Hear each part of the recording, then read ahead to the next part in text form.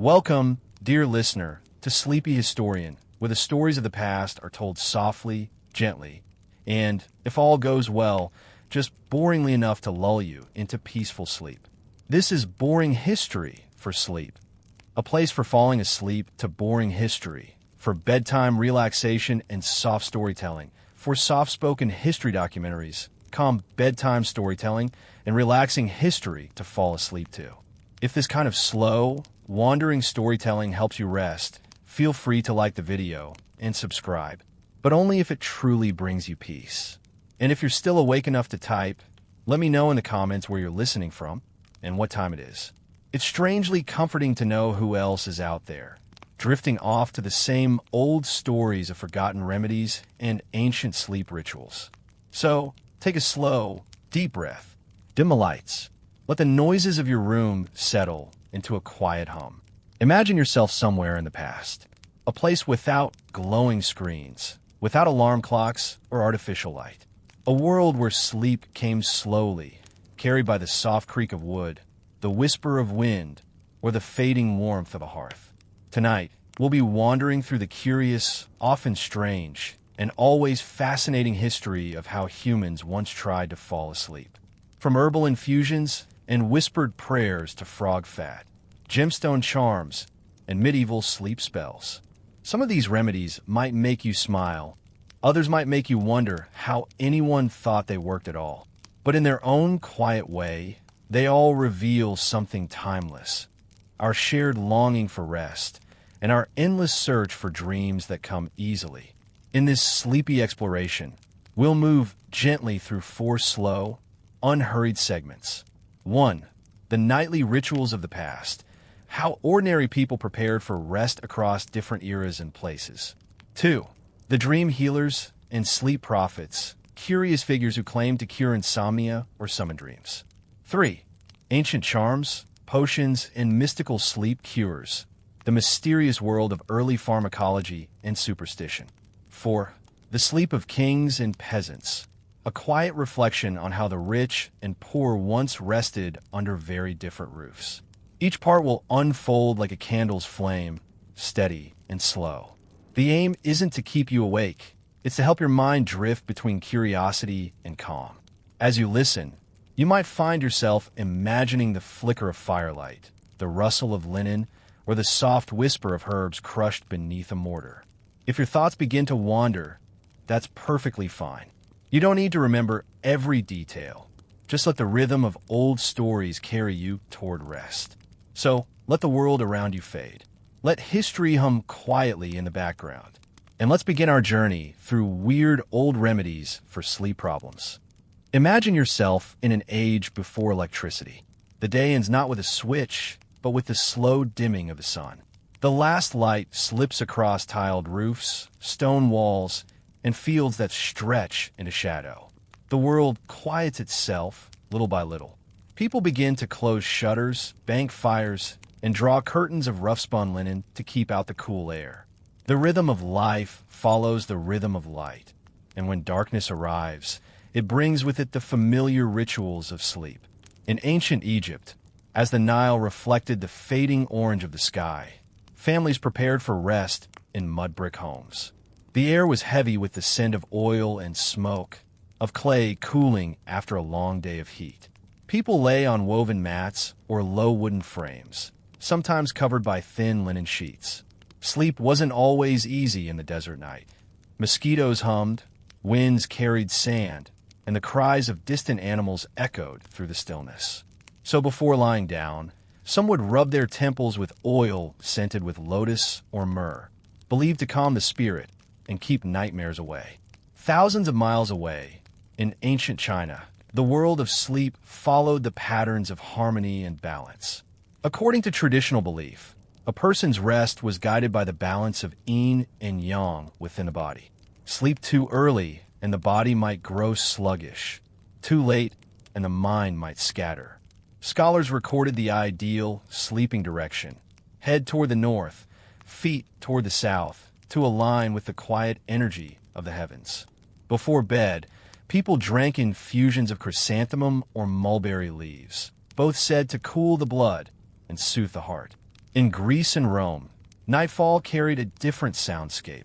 The distant clatter of closing taverns, the bark of dogs, the faint splash of water from courtyard fountains.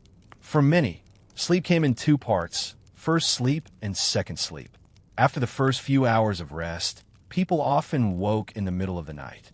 They might sit by the fire, pray, read, or talk quietly before returning to bed until dawn. This segmented sleep pattern, though strange to modern ears, felt natural to people whose days followed the pace of candles and stars rather than clocks. Imagine the slow crackle of an oil lamp. Its faint hiss marks the passage of time in a house where most have already drifted off. The air smells faintly of smoke and olive oil, and somewhere nearby, a child murmurs in half dreams. In these hours, insomnia wasn't an illness. It was a visitation, a time to think, to listen, or to quietly speak to the gods of sleep. The Romans called him Somnus, and the Greeks Hypnos. He was depicted as a gentle winged boy, sometimes carrying poppies or a horn from which dreams poured like smoke.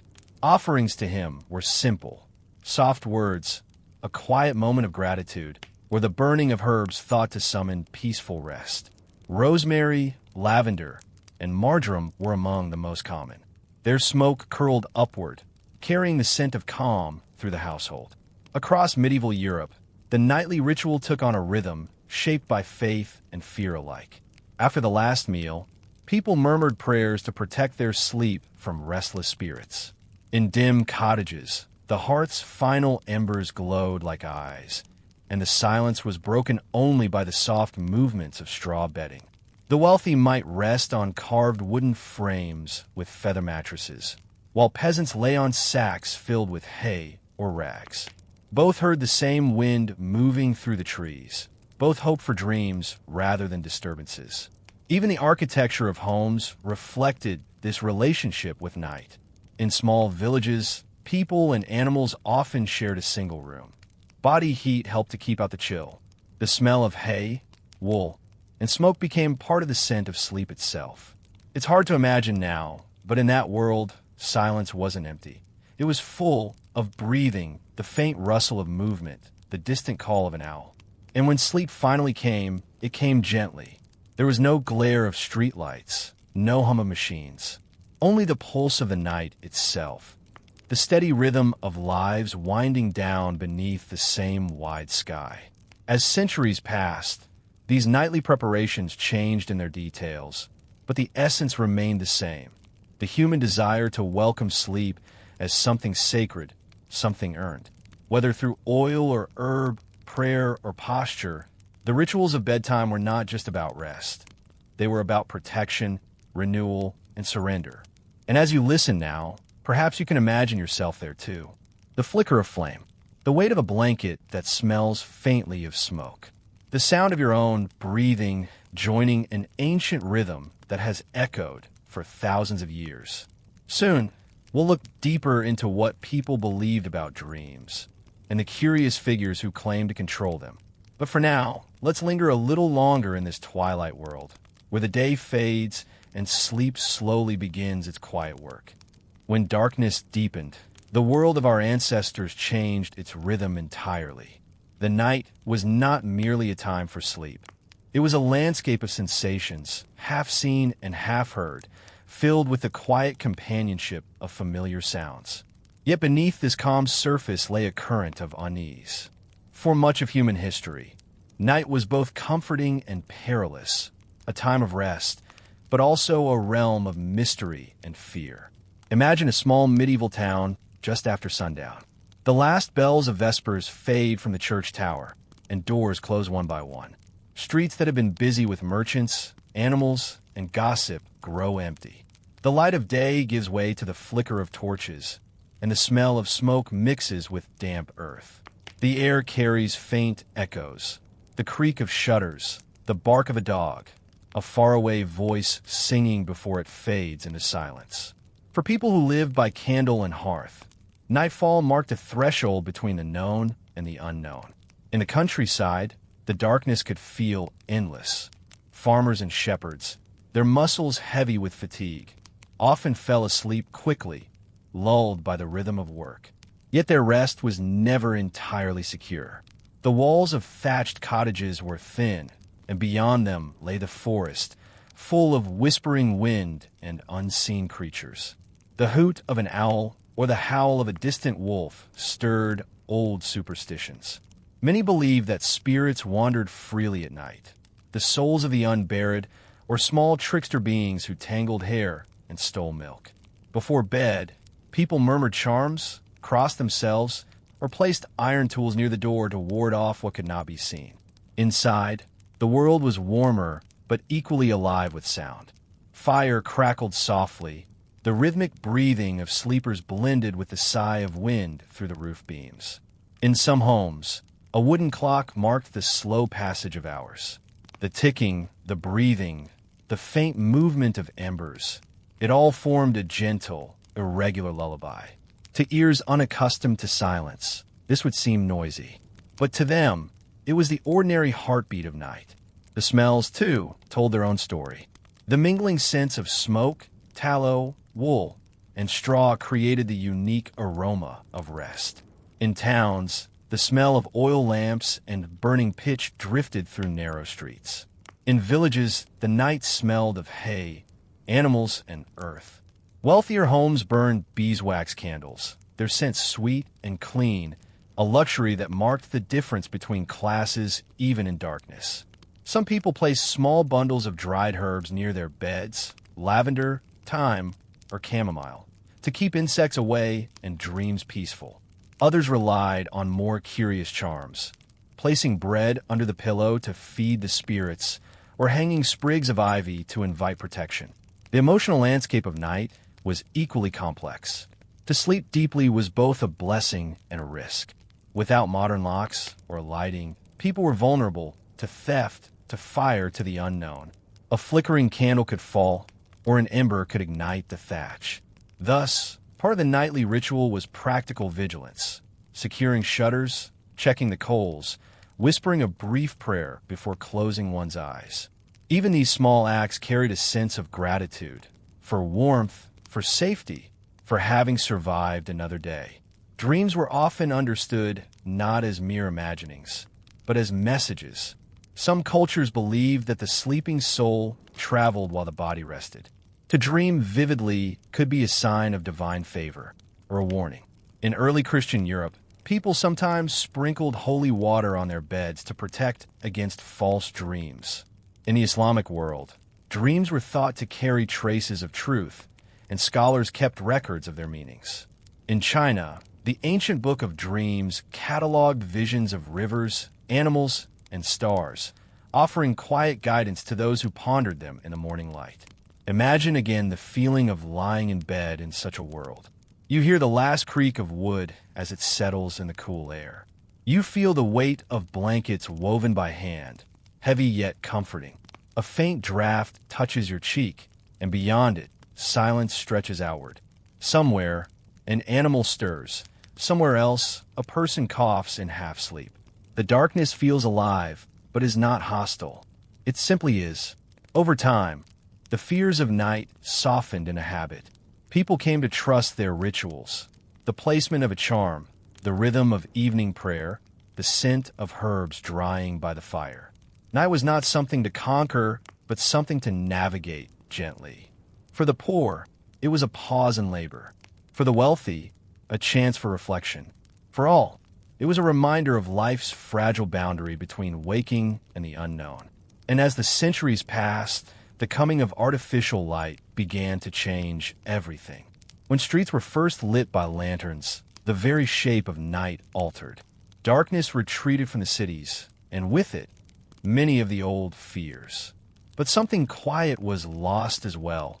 The ancient intimacy with the sounds and scents of the world after sundown. In that older world, people didn't merely fall asleep. They entered into the night as one might enter a familiar landscape. It was a slow crossing, a gentle surrender. And perhaps that's something we still long for. The feeling that darkness is not the end of the day, but the soft beginning of rest. So as you listen now, imagine the distant echo of those old nights. The warmth of the hearth, the whisper of wind against the thatch, the faint scent of crushed herbs. Imagine how it felt to drift into dreams surrounded by the pulse of living silence. Before the modern world learned to count its hours by glowing screens, sleep was a ceremony, one that began long before a person lay down. Across centuries and cultures, the journey to rest involved a sequence of quiet gestures, small rituals performed in the same order night after night. They soothed the body, settled the mind, and shaped the rhythm of living in tune with darkness itself. Imagine, for a moment, that you live in a world lit only by flame. Evening begins as a slow, fading rather than a sudden switch. The air cools, colors grow dim, and everything softens.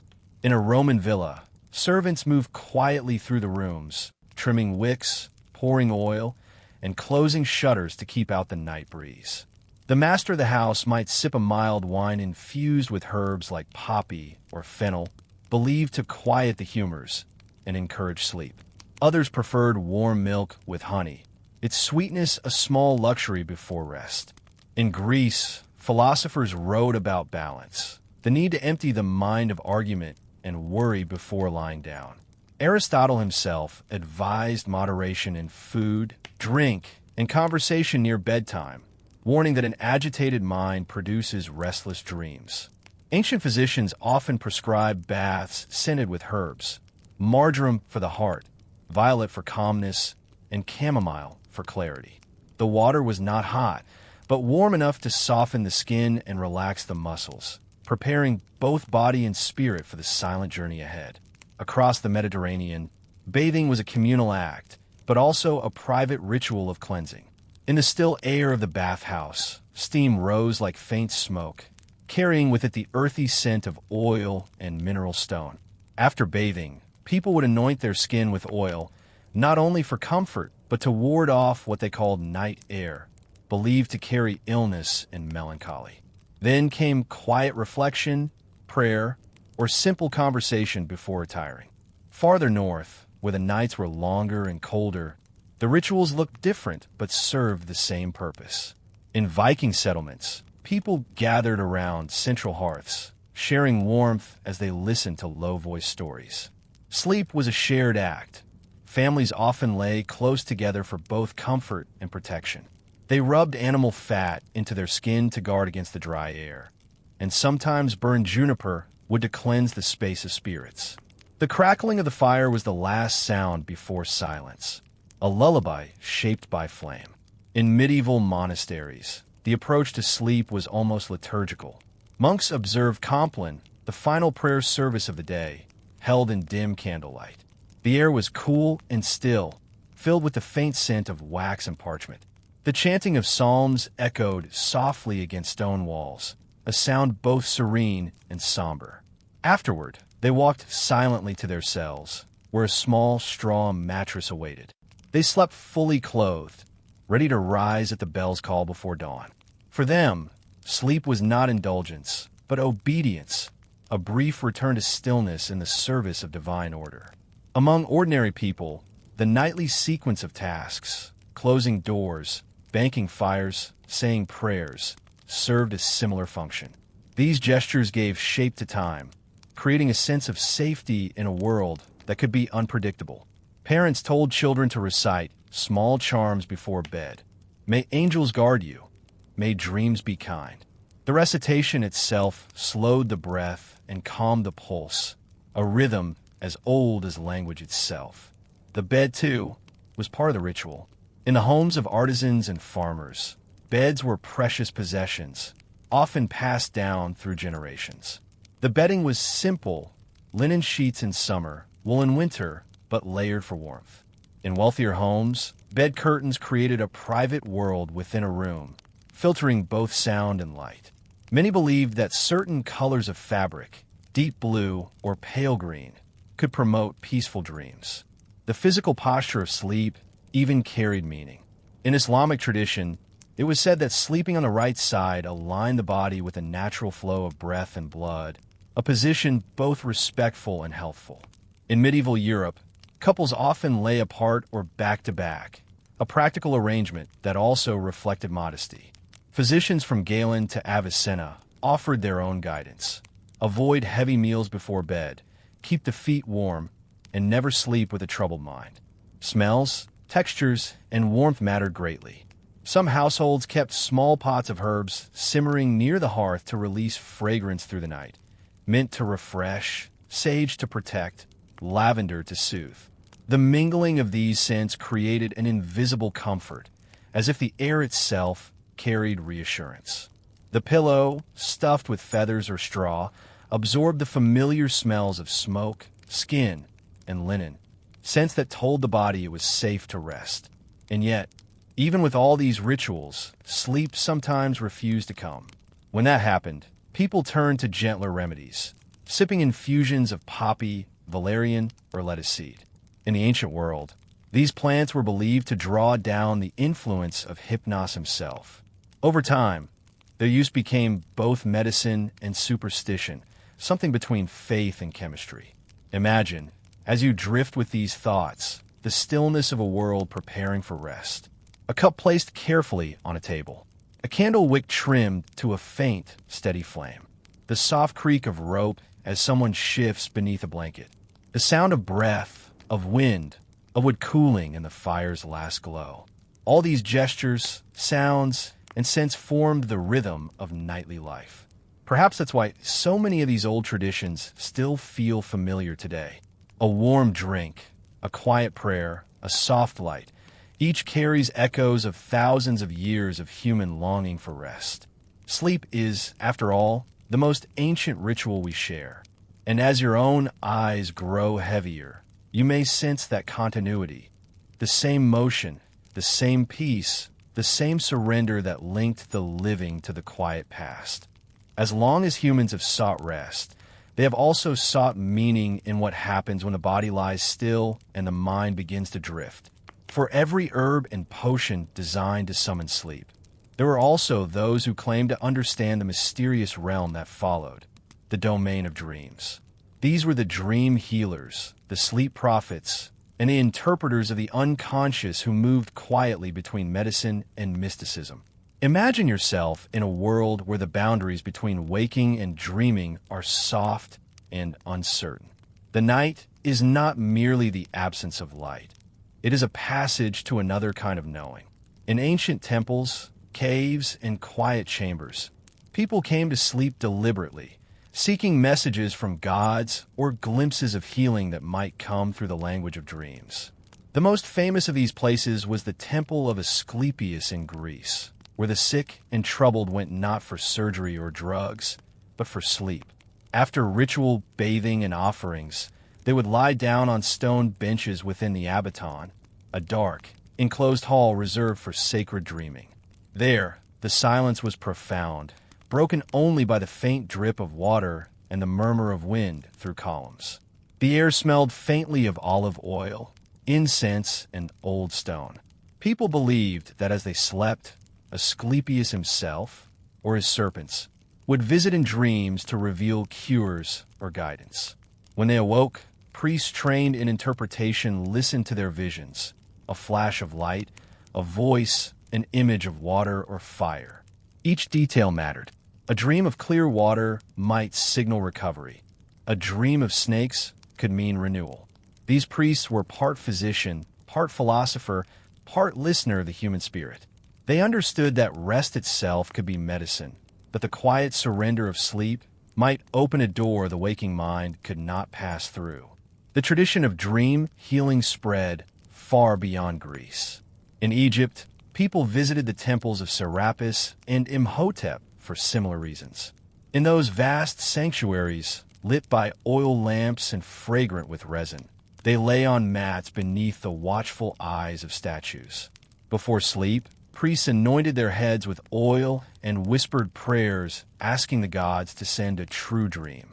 Such dreams were written down on fragments of papyrus and consulted like prescriptions.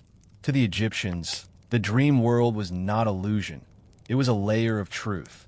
In the ancient Near East, kings kept dream interpreters among their counselors. These scholars, known as Baru in Akkadian, believed that dreams reflected divine will. They cataloged thousands of dream symbols. A bird flying east might mean success in battle, while a broken vessel might foretell loss. Their wisdom mixed intuition with observation, forming one of the earliest attempts to chart the mysterious topography of the human mind. Farther east, in India, sleep and dreaming were woven into the spiritual fabric of the Upanishads. The self, they said, wandered through realms of thought during slumber, testing its own reality. Yogic traditions developed breathing patterns and meditations designed to guide this passage gently, seeking a dreamless state of perfect balance, known as sushupti, deep, undisturbed sleep. The breath slowed, the pulse softened, and consciousness hovered like a flame without wind. Across cultures, these dream healers shared a single conviction, that sleep was not mere rest, but communication. The divine, the subconscious, and the body all spoke in symbols when the noise of waking life quieted down. And so, they taught people to prepare not just their bodies for sleep, but their minds, to approach it with reverence, expectation, and calm. Imagine the quiet scene of one of these ancient sanctuaries. The floor is cool beneath bare feet. The air holds the faint sweetness of herbs. People lie motionless in rows, breathing slowly, waiting for sleep to descend. Outside, the world turns beneath a sky bright with constellations. Inside, another sky begins to open, one made of memory and imagination. It's easy to imagine how comforting this must have been. For the anxious or the sick, these temples offered not only the hope of healing, but the permission to rest. In a world without anesthesia, psychology, or modern medicine, the idea that one might sleep one's way to peace was profoundly gentle.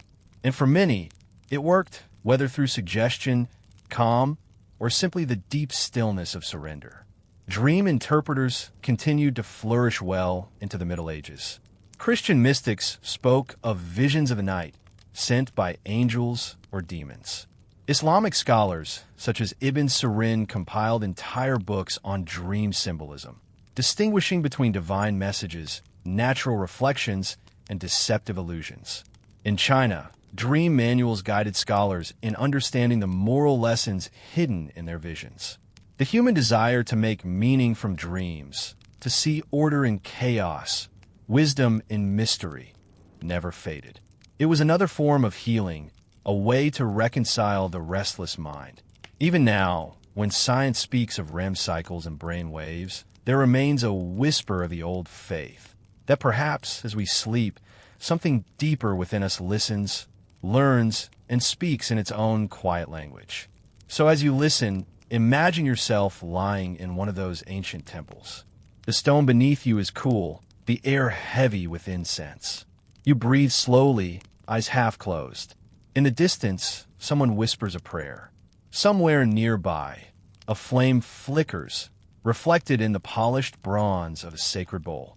The world of waking thought fades, and in its place, a soft river of dreams begins to flow. When night fell in the ancient world, it wasn't merely time to rest. It was the moment when the unseen spoke. Sleep wasn't just a pause, it was a bridge.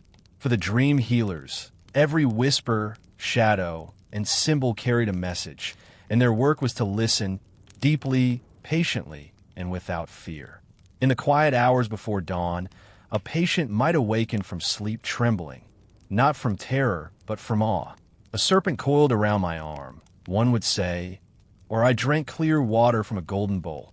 The healer would listen, nodding slowly, the dim lamplight reflecting in their eyes.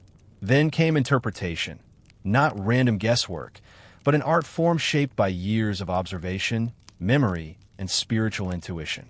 The serpent, they might say, was not a threat but a sign of renewal, a sacred emblem of Asclepius himself. The golden bowl symbolized purification, the drinking of divine wisdom. To be visited by animals or ancestors meant guidance. To see fire was transformation. To see water was cleansing. Each dream was a coded letter from the body and the divine, sealed in the language of symbols. Some temples even kept dream journals, carved on tablets or written on scrolls. They recorded the experiences of thousands, people who came, slept, dreamed, and woke changed. In these records, dreams of flight often preceded recovery. Dreams of storms meant emotional unrest. Dreams of calm seas meant peace after sickness. In a way, these were the earliest psychological archives, showing humanity's first attempts to map the landscapes of the mind. But these rituals weren't just spiritual, they were physical too. The process of incubation, or encoemesis, began with cleansing. Pilgrims washed in cold water, fasted lightly, and abstained from excess. They entered the sacred chamber in silence, their senses softened. The room was cool and dark, walls echoing faintly with chants. Some heard flutes or slow drumming. Rhythmic sounds meant to lull the body and steady the breath. It was a choreography of surrender, guiding both body and soul toward rest. To modern ears, it sounds mystical, but there was a hidden practicality in it. These rituals slowed the heart, lowered stress, and focused the mind. The very thing sleep scientists now know to be essential for deep rest. The ancients didn't have EEGs or sleep trackers, but they intuitively understood that serenity was medicinal.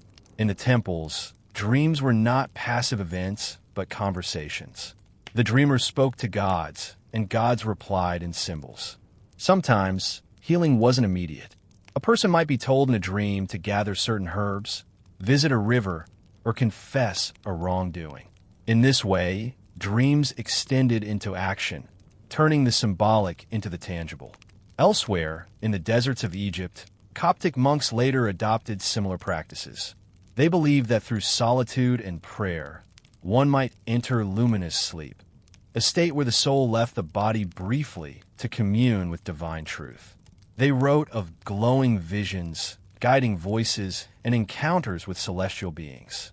These weren't hallucinations to them. They were proofs that the spirit could travel beyond flesh while the body rested in stillness. In Greece, the playwright Aristophanes mocked dream interpreters as charlatans who preyed on fear. Yet others, like the philosopher Artemidorus, defended the art. His Onira Critica, the interpretation of dreams, became a cornerstone of ancient thought. Artemidorus analyzed thousands of cases, noting how dreams reflected not universal truths, but personal realities. A snake to one man might mean healing, to another, betrayal. Dreams, he wrote, must always be read in the context of the dreamer's life, a remarkably modern insight. Centuries later, this idea would echo through the work of Freud and Jung, who saw dreams not as divine messages, but as voices of the self, fragments of desire, memory, and archetype. Yet even they, in their scientific precision, carried traces of the old reverence. Jung once wrote that dreams speak in images and in the language of myth. It's as if the ancient dream healers were whispering still, across time, through the vocabulary of symbols. Throughout history, some dreamers claimed extraordinary experiences, visions of healing light, journeys to other realms, even premonitions. A few were dismissed as delusions, others revered as prophets. Yet regardless of belief, one truth persisted, that within sleep, a kind of wisdom resided. A wisdom that wasn't written in books, but felt in the heart and body. The dream temples eventually faded, replaced by monasteries, hospitals, and laboratories. But their essence, the faith that rest itself can heal, endures. Every time someone closes their eyes and lets go of the day, they are echoing an ancient act. The trust that something unseen, deep within, will mend what waking cannot. So when you next drift into sleep, think of those who did the same thousands of years ago. The pilgrims who lay on cold stone, the priest who listened at dawn, the whispers of the gods woven into dreams. For them, and perhaps for us too, sleep is not a retreat but a return to silence, to healing, to the gentle pulse of life that continues even in darkness. Imagine standing beneath a clear night sky 2,000 years ago, the moon large and steady, its light pouring gently over quiet fields and stone courtyards. In a time before clocks and electricity, sleep followed a different rhythm. People rested not by hours on a dial, but by the slow turning of the heavens. Nights were longer, darker, and infinitely quieter. Sleep came in phases, in rituals shaped by the cycles of nature and the pull of the moon. Across ancient civilizations, the night was never merely absence, it was presence, a sacred interval between the labor of the day and the awakening of morning. Farmers, monks, and philosophers alike regarded sleep as a time when the soul and the cosmos aligned. They treated bedtime with quiet reverence, a small ceremony that softened the transition from consciousness to rest. In rural Greece and Rome, sleep often began soon after dusk. Oil lamps flickered softly. The smell of olive oil and smoke hung in the air. Families gathered near the hearth, their shadows moving gently against plastered walls. There was no rush. The day ended slowly, with talk that faded into silence. A prayer to household gods might follow, to Hermes, protector of travelers and dreams, or to Somnus, the Roman god of sleep, imagined with wings at his temples and a horn that dripped forgetfulness. Before lying down, people observed small, personal rituals. Some washed their feet with warm water to ease fatigue. Others burned small offerings, bay leaves, bits of resin, or wine poured into the earth. In Egypt, linen amulets were placed under pillows, inscribed with protective symbols. In China, scholars arranged jade charms near their beds, believing the stone cooled restless spirits.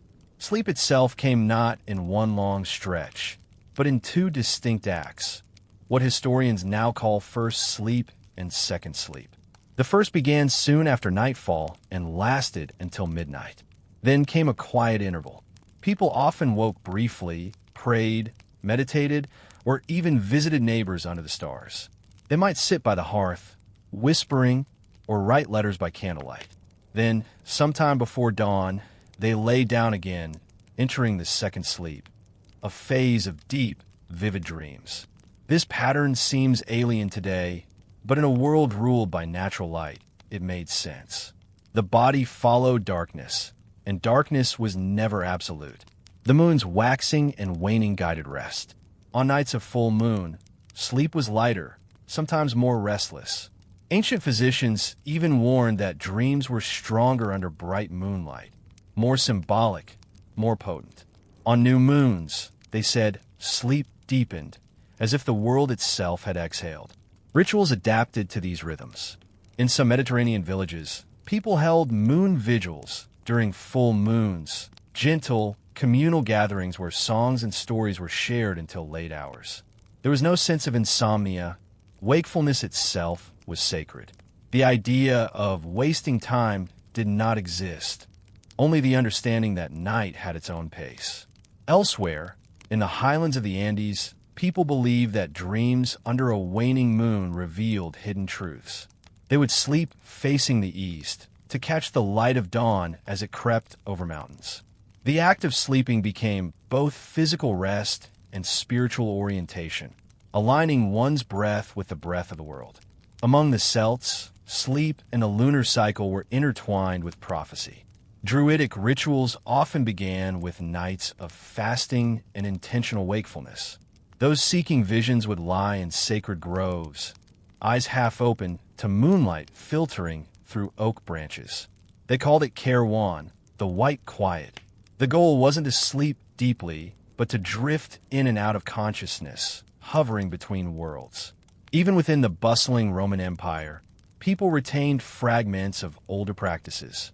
In the quiet corners of cities like Pompeii, frescoes depict the god Somnus leaning gently over sleeping mortals, his wings brushing their temples. Nearby, the figure of Hypnos, his Greek counterpart, is shown holding a poppy, the flower of both dreams and oblivion. These images weren't just decorative. They were reminders that sleep was divine, a visitation, not merely a biological function. The Romans also observed the hour of silence, a brief pause before bed when all household noise ceased. No grinding of grain, no hammering, no singing. This silence was both practical and symbolic. It marked the boundary between day and night, between work and surrender. In that pause, one might whisper gratitude or remember ancestors. The concept survives faintly today in the moments we dim our screens and listen to the hum of stillness before drifting off. Ancient sleep was therefore not just a bodily necessity, but an act of alignment with gods, with cycles, with community. Sleep connected the human to the cosmic. When the stars turned overhead, people sensed they were part of a vast, breathing order. In that realization was comfort, a kind of peace that doesn't come from exhaustion, but from harmony. Imagine yourself there, the night breeze moving through an open courtyard, the scent of olive wood and faint salt from the sea, the rustle of linen sheets. The moon rests above, unhurried, and the world is vast but gentle. The stars do not hurry, and neither do you. Sleep arrives not as a command, but as an invitation. If you were to wander through the marketplaces of the ancient world at dusk, you'd find stalls fragrant with herbs and oils, each one promising rest, clarity, or forgetfulness. The merchants would speak softly, their voices carrying over the scent of rosemary, lavender, poppy, and sweet marjoram. Every culture had its cures for sleeplessness. Gentle concoctions meant not to force sleep, but to welcome it. The art of rest was, in many ways, the art of preparation. In Greece and Rome, sleep potions were mild infusions rather than strong tonics. Physicians like Galen recommended blends of lettuce, dill, and poppy seed, steeped in warm water or wine and sipped slowly before bed. Lettuce was believed to cool the body and the mind, a plant sacred to the god men. Its sap, slightly milky, was thought to quiet racing thoughts and soften the edges of wakefulness. Poppy, however, was the true emblem of rest. The Romans saw it as a divine gift, the plant of Hypnos and Morpheus, gods of sleep and dreams. Farmers would harvest the pods carefully, collecting the thick sap that oozed from the cuts. It was dried, powdered, and sometimes mixed with honey. A tiny pinch dissolved in wine was said to bring the dreams of Lethe, the river of forgetting. Though potent, these mixtures were handled with reverence and restraint, meant for easing the weary, not silencing the living. Lavender grew in the hills of the Mediterranean, its scent carried by warm winds. Ancient texts mention it as a purifier of the air, a comfort for the restless. Women wove small sachets of it into bedding or burned it as incense before sleep. The Romans also infused it into their evening baths, believing the fragrance pleased the spirits of night. Even soldiers carried sprigs of lavender in their packs, not for decoration, but to calm the heart after battle. In Egypt, healers used blue lotus, a water flower that opened with the sun and closed at dusk. Its petals were steeped in warm water or wine to induce gentle relaxation. Artists often depicted gods and pharaohs holding the blue lotus near their noses, as if inhaling serenity itself. Some modern botanists suggest the plant contained mild sedative compounds, though to the ancients, it was simply a symbol of spiritual renewal. To dream with the scent of lotus nearby was said to invite visions of the divine. Farther east, in India and Persia, physicians practiced what we might call herbal astronomy, choosing the timing of remedies according to moonlight. The moon's gentle gravity, they believed, drew out the healing essence of plants. Collect valerian by the new moon, one text advises, and mix it with honey that has seen no sunlight. These elixirs were drunk warm, their sweetness lingering like dusk on the tongue. Valerian root was famous even then for soothing the nerves. It was sometimes called the herb of tranquility, though its smell was said to be sharp, almost animal-like. Ancient apothecaries would grind it with dried rose petals to disguise the scent, believing the combination harmonized the body's inner winds. The result was not instant drowsiness, but a slow, inward quieting, a readiness to surrender to rest. Another frequent companion of the night was chamomile. The Greeks called it ground apple for its gentle aroma. Physicians used it in poultices for pain, but also as a nightly drink.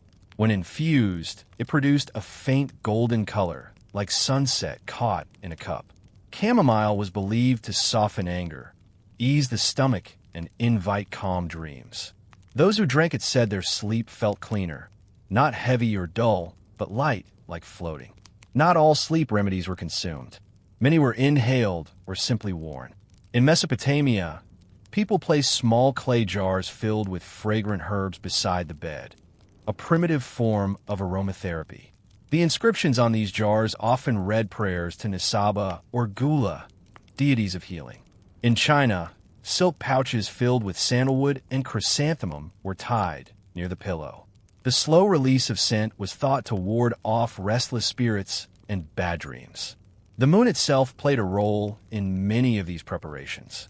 Some apothecaries refused to mix sleep potions during full moons, fearing the strong lunar energy would wake the body instead of calming it.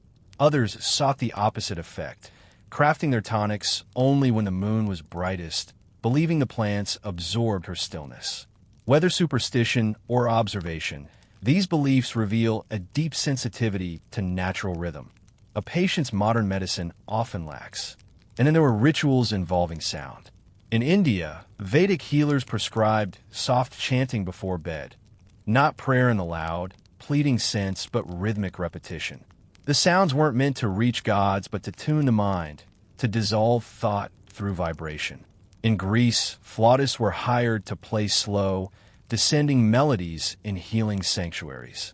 The tones echoed through marble halls, lowering heartbeats like a lullaby. Even the act of preparing these remedies carried its own calm. Grinding seeds, stirring herbs into water, or lighting oil lamps was itself meditative. The scent rose slowly, curling into the air like visible exhalations. In a world without machines, rest began long before the eyes closed. Through scent, sound, and ritual, imagine the slow rhythm of it. The grinding stone turning, the whisper of leaves against wood, the first hint of steam rising from a clay cup. The air is warm and fragrant. The moon sits silent above rooftops. You take a sip, earthy, sweet, faintly bitter. The warmth spreads outward, dissolving thought. The night receives you gently, like an old friend returning home. The ancients looked to the sky not only for time and weather, but for meaning. The moon, slow and luminous, governed their nights, and they believed their dreams. To them, sleep was never merely human. It was celestial, a dialogue between body and cosmos. The quiet pull of tides mirrored the subtle movement within the soul. Each phase of the moon shaped not only light and shadow, but emotion, thought, and the very texture of rest. In Mesopotamia, the moon god Sin, or Nana, was thought to drift across the heavens in a silver boat, guiding dreams like a shepherd steering a flock. His temples doubled as observatories and sanctuaries of sleep. Priests would note the moon's position before sleep ceremonies began, aligning mats to face the direction of the rising moon. The act symbolized openness, the dreamer turning toward divine light, even in darkness. When one awoke, the first act was gratitude to the silver god who had guarded the gates of silence. In Greece, lunar sleep was a quieter devotion. Philosophers wrote that the soul waxed and waned with the moon, its moods shaped by her phases. Aristotle compared dreaming to moonlight, a reflection of reality, softer, gentler, and more elusive. During full moons, sleep was often lighter. People felt watchful, thoughtful, or restless. Hippocratic writings describe the full moon as a stirring of humors, capable of unsettling the mind. Yet this restlessness wasn't seen as harmful, merely another form of the moon's conversation with the body. The Romans recorded similar beliefs. Some physicians even prescribed moon fasting, nights of minimal food and quiet wakefulness during full moons, followed by herbal baths under waning ones.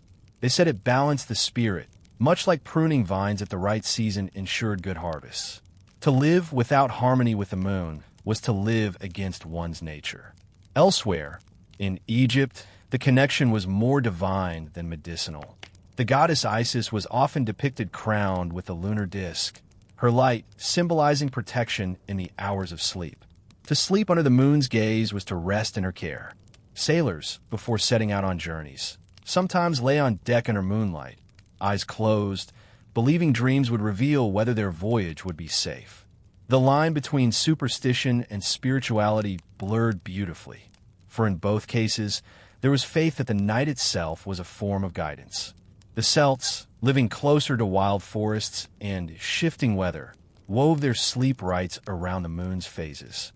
On full moons, they stayed awake longer, gathering to chant or sing softly near water.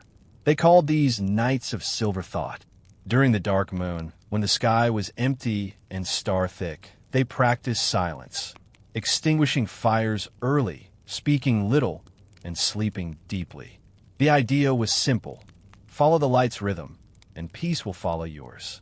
In China, Taoist philosophy connected dreams with lunar breath, the invisible rhythm of yin energy. Yin, associated with the moon, governed stillness, introspection, and sleep. To rest was to harmonize with yin. To resist rest was to disturb it.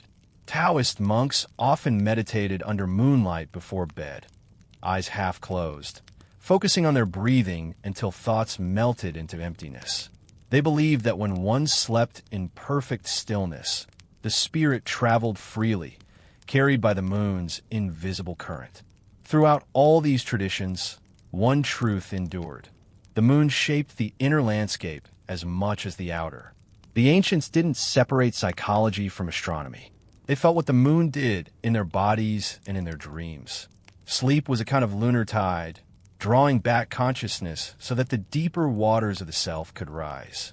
Modern research has revived fragments of these old intuitions. Studies show that even today, human sleep can subtly shift with the lunar cycle.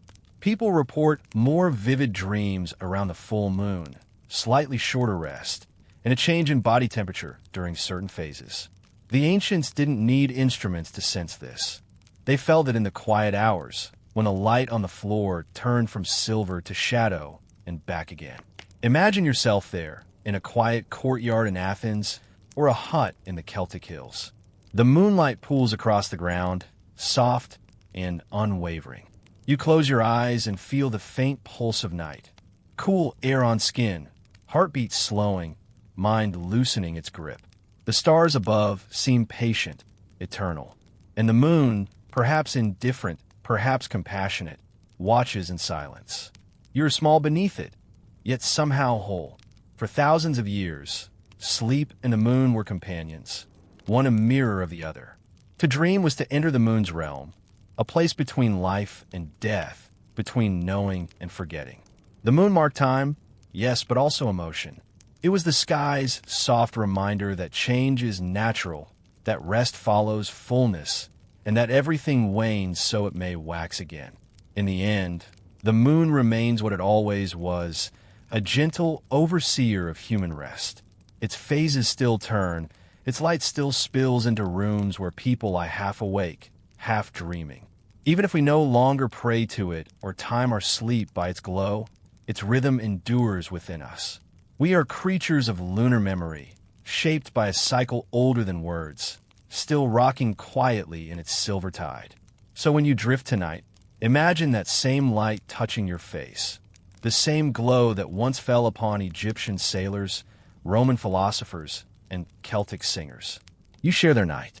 You share their silence. The moon has always watched, patient and unchanging, as every generation closes its eyes and dreams. Sleep, as with many comforts, has never been equally distributed.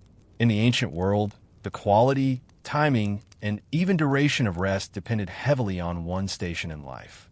To explore the contrast is to understand not just the rhythm of sleep, but the rhythm of society itself.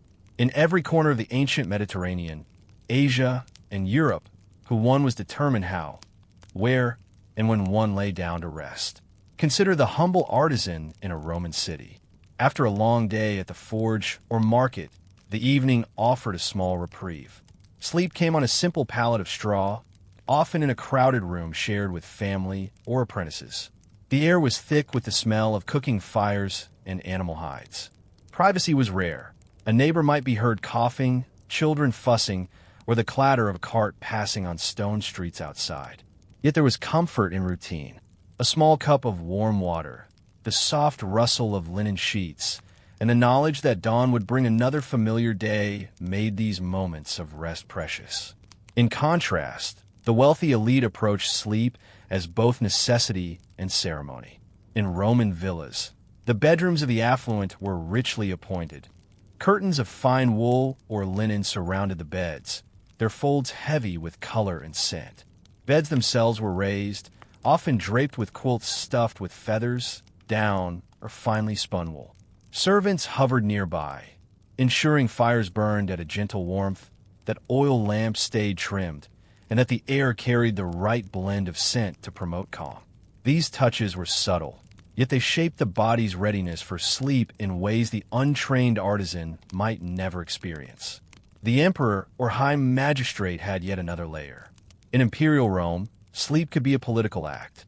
The emperor's bedchambers were often strategically positioned, not just for privacy, but for the eyes of attendants who ensured safety and comfort alike. They would awaken the sleeper for urgent messages or the soft arrival of the guest. Yet, even amidst such intrusion, rituals of bedtime persisted. Baths scented with rose or myrtle, light herbal infusions, and the quiet attentions of personal attendants created a buffer between public duty and private rest. Sleep was both shielded and orchestrated, a privilege few could imagine. In medieval Europe, the distinctions were similarly pronounced. A peasant might sleep on a straw mattress in a cold stone room, sharing warmth with animals that provided both life and modest comfort. Drafts whispered through cracks, and nights were long, measured not by clocks but by the slow turn of celestial bodies. The wealthy, meanwhile, lay in beds elevated on carved wooden frames, their linens soft and scented, with canopies shielding them from drafts and prying eyes. Candles flickered softly, their warmth and illumination monitored by attendants to maintain a constant ambience. In Asia, similar patterns existed.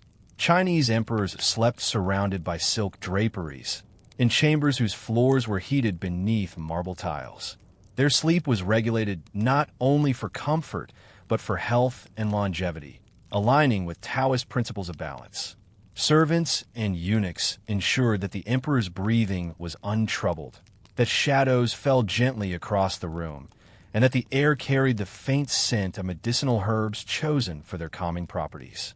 Meanwhile, farmers, scholars, and laborers slept wherever they could find stillness, often rising with the sun or staying awake long into the night in lantern-lit rooms. Yet sleep was not merely physical. It reflected the mind and social expectation.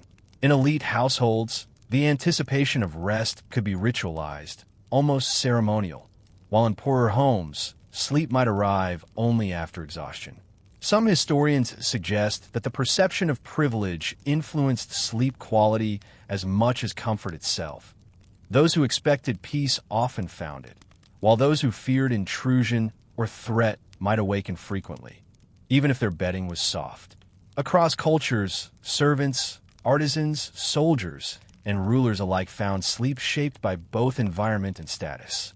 The wealthy often enjoyed layered security, comfort, and attentiveness, while common folk relied on adaptability, resilience, and routine. In every case, however, sleep remained a private world, one that could not be fully intruded upon, even by circumstance. Its rhythms defined days, guided work, and shaped dreams, reminding all that rest was a human constant, yet experienced differently depending on where life had placed one. Consider the sensory contrasts. The peasant's room smelled of smoke, straw, and damp stone. The noble's bedchamber smelled of lavender, oil, and warm fabrics. The sounds differed too. Children playing, animals moving, the city's distant pulse versus quiet hallways, gentle water dripping in fountains, and the hushed footfalls of attendants. Both rested, yet the experience was shaped by the subtle architecture of privilege and circumstance. Even within households, the rhythms of sleep were social. Servants might rise hours before the master, tend the fires, or deliver messages. Families shared the same space differently depending on hierarchy, with separate beds for children, spouses, or even separate rooms when possible. The distribution of rest mirrored the distribution of power, teaching the sleeping body about society as effectively as the waking day did. And yet, despite these disparities, sleep carried a universal grace. When night descended, all were united by darkness. The rich, the poor, the powerful, the humble, all breathed, all dreamed, all surrendered to rest. For a few hours, society's sharp edges softened. Dreams, moonlight, and shadow treated everyone alike, offering a quiet communion beyond status. It was a reminder that even in inequality, there was a shared human rhythm, a nightly ceremony no wealth, no labor, no ambition could override entirely. Imagine, for a moment, moving between these worlds.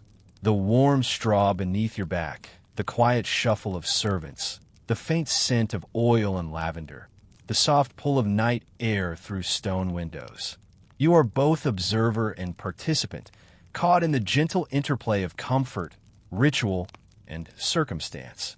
Sleep, in all its ancient forms, remains profoundly democratic in its inevitability, yet endlessly shaped by who we are in the world. The act of sleep among the elite was often as deliberate as any morning ritual. In royal chambers, every element was considered: temperature, scent, light, and even sound. Sleep became a carefully orchestrated performance, blending practicality with the desire for calm, security, and, at times, indulgence. For the king or emperor, nightfall was a transition not just from public to private life, but from the world of obligations into the intimate realm of self and body.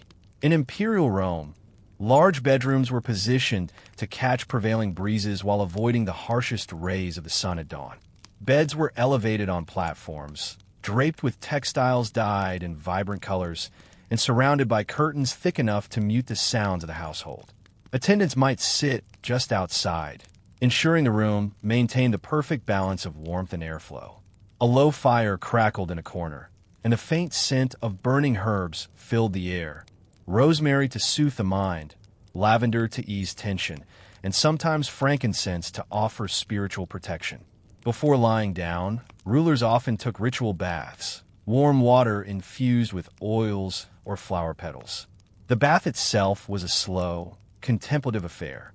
The water, once poured over the shoulders, carried away the physical and mental residue of the day. Some emperors favored music during these baths: soft plucked strings, low flutes, or even the gentle ripple of fountains in adjoining courtyards. The combination of scent, warmth, and sound prepared the body for a deep and unbroken night. Once in bed, sleep might still be guided. Servants sometimes whispered soft incantations or chants, either to keep away restless spirits or to encourage dreams aligned with health and fortune. In certain palaces, faint wind chimes were hung near windows. Their slow, deliberate tones formed a gentle rhythm to mirror the slowing heartbeat of the sleeper. Even the position of the body was monitored, lying on the right side, as text recommended, or with pillows arranged to support comfort and circulation. The luxury of choice in sleep contrasts sharply with the experience of lower classes, who might lie in cold stone rooms, share bedding with animals, or awaken frequently due to ambient noise. In the royal context, sleep was treated almost like an art. It was planned, facilitated, and protected. The presence of attendants, the careful layering of scents and sounds, and the meticulous attention to environment all worked to ensure that the night unfolded smoothly. In medieval Europe, kings and queens often maintained separate sleeping quarters from their children and even consorts, emphasizing both privacy and ritual. Beds were surrounded by canopies that served not only decorative purposes but also functional ones, shielding sleepers from drafts, insects, and sudden noise. Large tapestries hung on walls to muffle sound. Fires were managed with precision, ensuring warmth without smoke. Attendants observed the royal household quietly, ready to intervene if a message arrived or a candle flickered too dimly. Beyond comfort, sleep was sometimes a symbol of power. Being undisturbed at night reinforced the image of sovereignty. It demonstrated that the monarch controlled not only daylight hours, but also the secret hours when decisions, dreams, and introspection occurred. Some rulers even slept with advisors nearby, listening as soft voices relayed distant news or whispered interpretations of dreams. The bedchamber thus became both sanctuary and stage, a place of rest intertwined with subtle governance. In Asia, the pattern was similar. Chinese emperors had rooms lined with silk, heated floors, and air scented with medicinal herbs. Even sound was regulated. Bamboo screens and lattice windows filtered outside noise, while small fountains provided a gentle, consistent murmur. Court musicians might play slow melodies in distant chambers, their tones barely audible, forming an auditory cocoon. Sleep in such contexts was not only restorative but symbolic, a practice designed to maintain the harmony of mind, body, and state. Yet even in these luxurious environments, sleep remained unpredictable. Dreams might interrupt, servants might falter in attentiveness, or illness could disturb the night. The ancients understood that sleep was both a gift and a responsibility, a fragile state that required careful cultivation. They observed that rest was enhanced by ritual, by order, and by the quiet assurance of safety.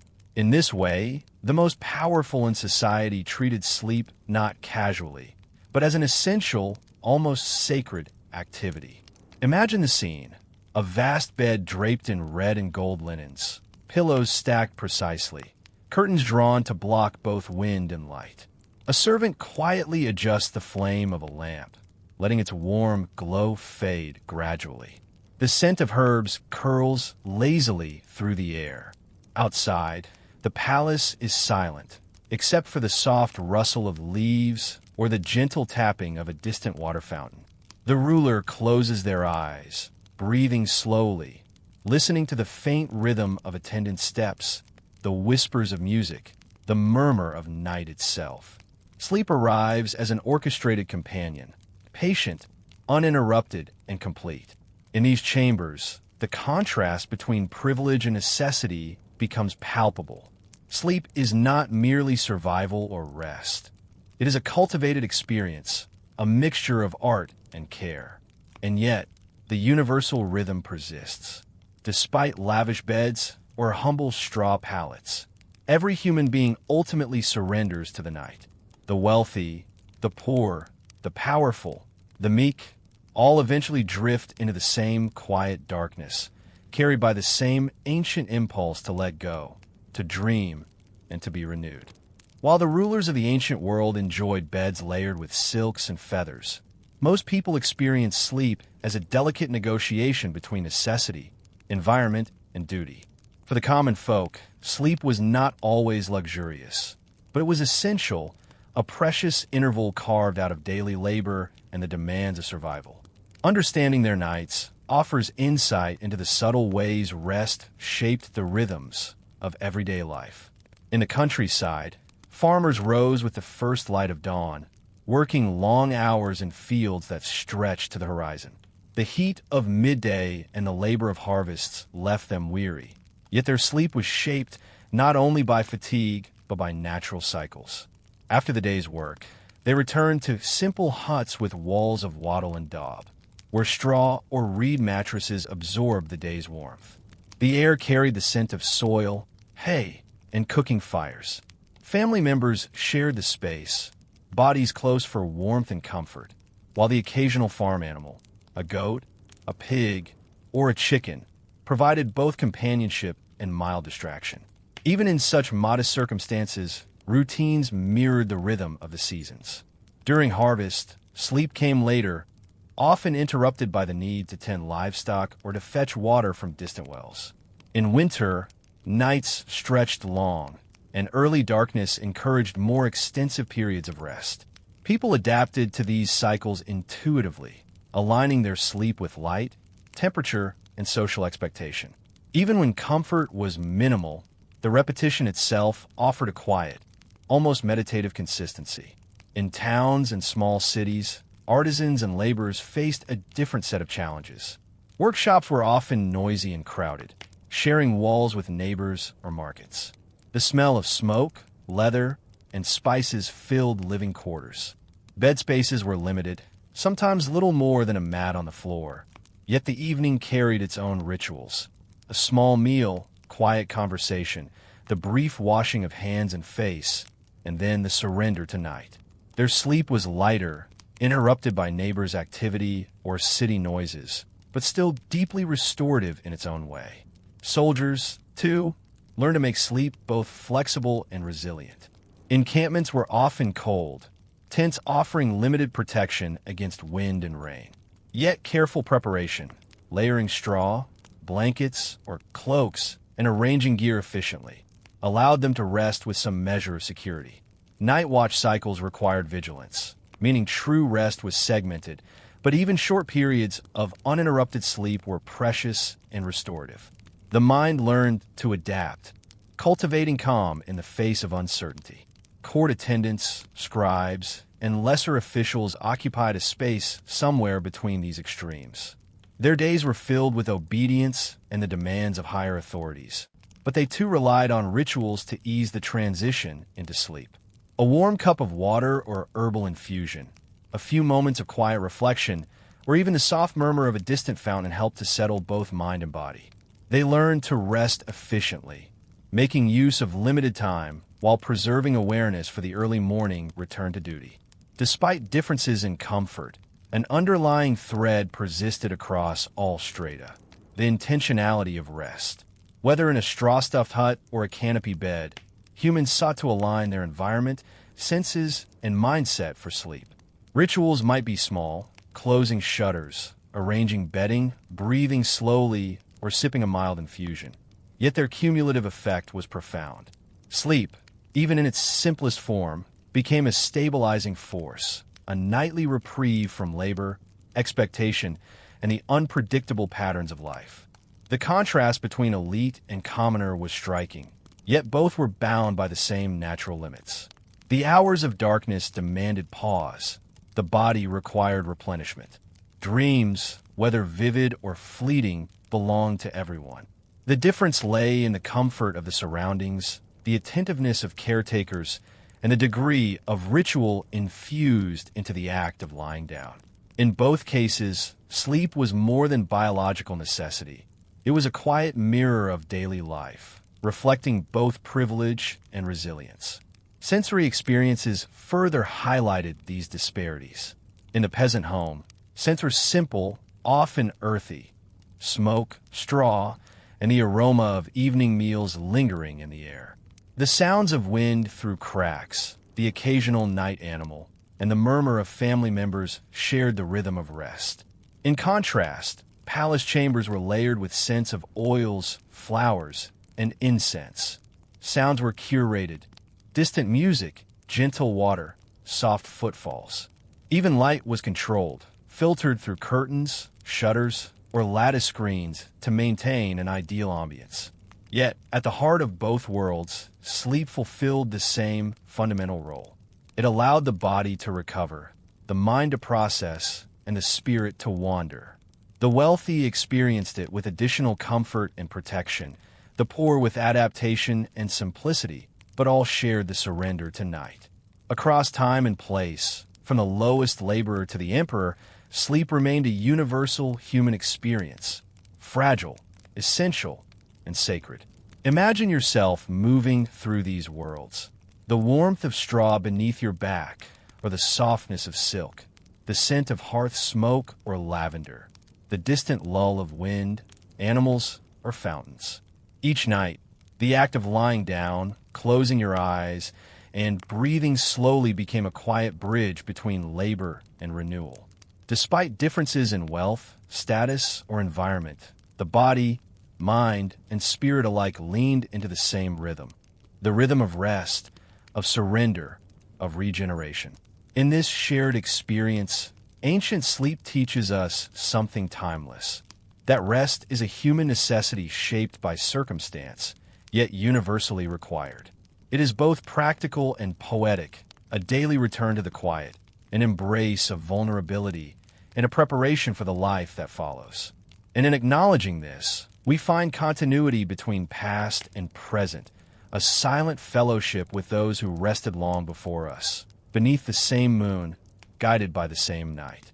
As we slowly draw our journey through the ages to a close, imagine yourself reclining once more beneath the quiet sky, the soft glow of moonlight spilling gently across your surroundings. You have wandered with the farmers in their straw-filled huts, felt the gentle touch of herbal infusions easing ancient minds, witnessed the delicate rituals of emperors and kings, and floated among dreamers beneath silver-lit groves and palace chambers. All these lives, separated by centuries and continents, shared a common rhythm: the surrender to night and the embrace of sleep. The ancients understood sleep as more than a biological necessity. It was a time of alignment with the body, the spirit, and the natural world. They created rituals and remedies, attuned to the gentle guidance of the moon, the calming influence of herbs, and the soothing touch of routine.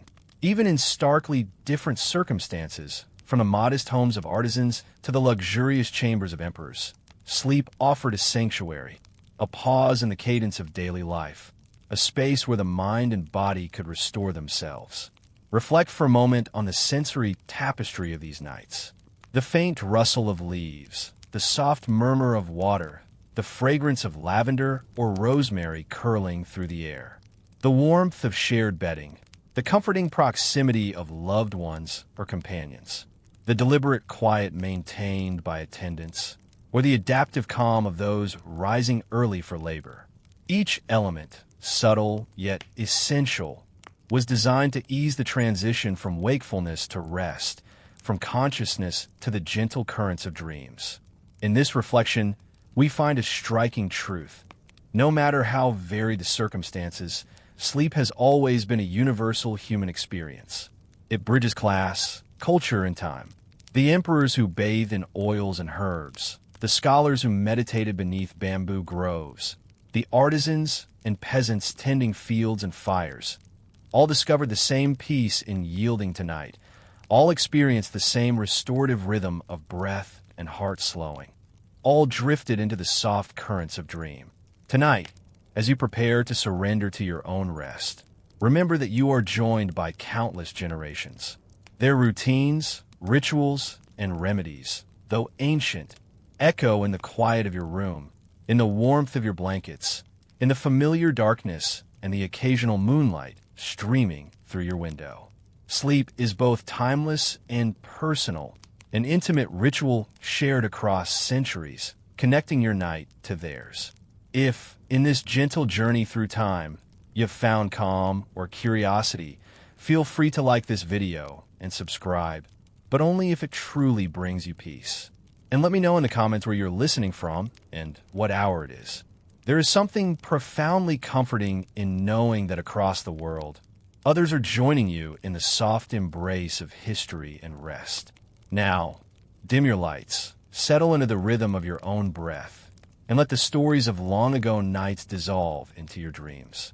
The farmers, the scholars, the emperors and artisans, they all rest now, and so may you.